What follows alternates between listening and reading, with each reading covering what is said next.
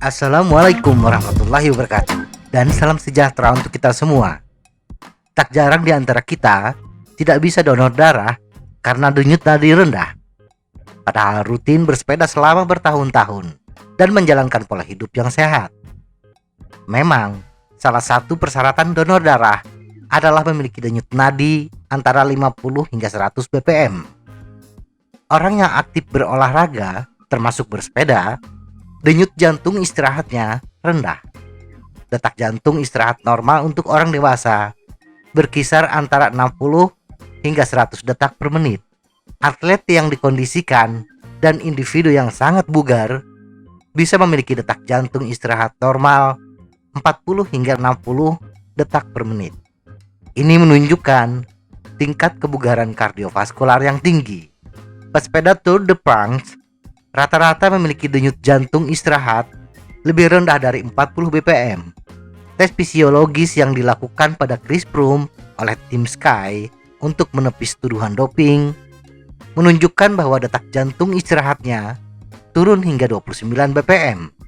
Nah, kenapa denyut jantung istirahat para atlet dan orang yang memiliki tingkat kebugaran sangat baik bisa lebih rendah dibandingkan orang biasa? Apa kelebihannya? Dan apa efeknya terhadap daya tahan?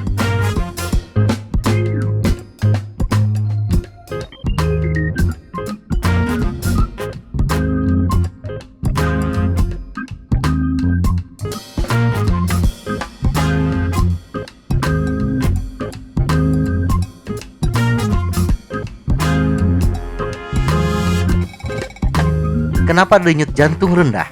Agar tubuh bisa menjalankan aktivitasnya, tubuh membutuhkan pasokan sejumlah oksigen. Semakin tinggi aktivitas tubuh, semakin banyak kebutuhan oksigen.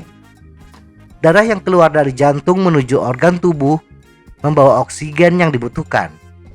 Kemudian setelah oksigen semuanya diserap oleh organ tubuh dan otot, darah kembali ke jantung. Dan darah diisi kembali dengan oksigen di aorta jantung, di mana aorta jantung ini bisa mengembang. Tingkat elastisitas aorta ini yang menentukan berapa banyak oksigen yang bisa diangkut oleh darah, di samping ketersediaan oksigen dalam paru-paru atau volume oksigen maksimum. Seseorang dengan tingkat kebugaran yang tinggi akan memiliki aorta yang lebih elastis, yang memungkinkan ekspansi dan pengisian yang lebih besar saat darah kembali ke jantung, dan memiliki cadangan oksigen di paru-paru atau volume oksigen maksimum yang berlimpah, sehingga oksigen yang bisa diserap oleh darah pun semakin besar. Agar bahasan ini tidak terlalu teknis, saya mengambil perumpamaan yang sangat sederhana. Mari kita anggap darah adalah truk pengangkut oksigen. Truk dengan kapasitas daya muat yang kecil membutuhkan lebih banyak rit untuk memenuhi volume oksigen yang sama. Di samping itu, truk kecil membutuhkan waktu loading yang kecil pula. Nah, lamanya waktu loading ini sama dengan waktu penyerapan oksigen di aorta.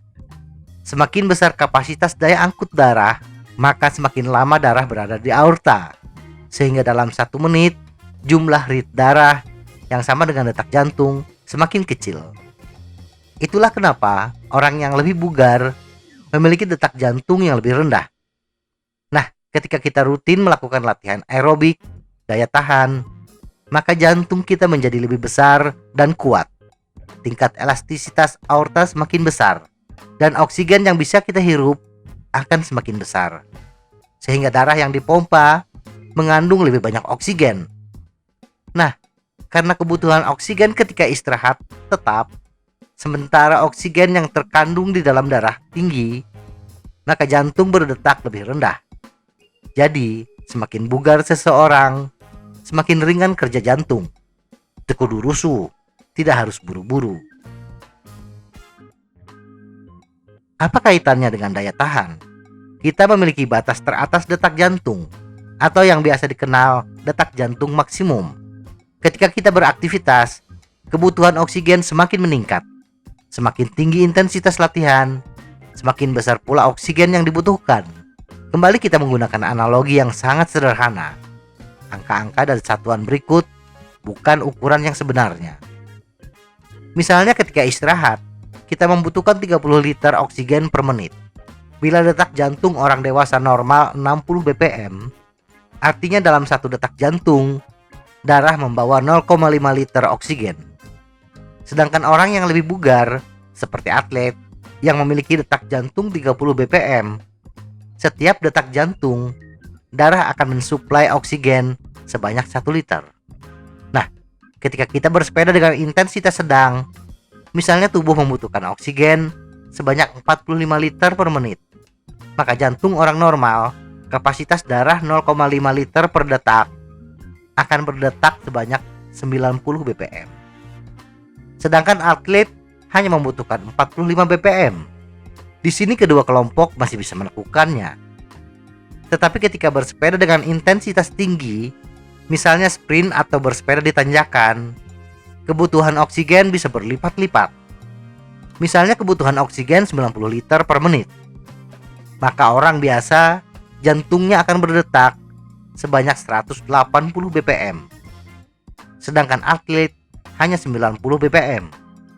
Nah, bagi saya yang tidak terlatih, detak jantung 180 bpm ini sudah melampaui batas detak jantung maksimum saya yang berusia 53 tahun, yaitu 167 bpm. Tetapi bagi pesepeda yang bugar, detak jantung 90 bpm ketika ditanjakan masih di bawah detak jantung maksimumnya, walaupun dia berusia 53 tahun juga. Itulah kenapa kalau kita melihat pesepeda yang terlatih dengan baik, tidak ngos-ngosan ketika menjajal tanjakan.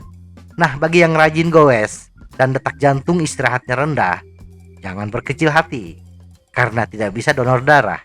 Goes saja dulu 20 km dan finishnya di tempat donor, pasti detak jantung atau nadi tinggi. Mohon koreksinya bila ada yang salah atau keliru penafsiran. Semoga informasi ini bermanfaat. Tetap sehat, salam goes.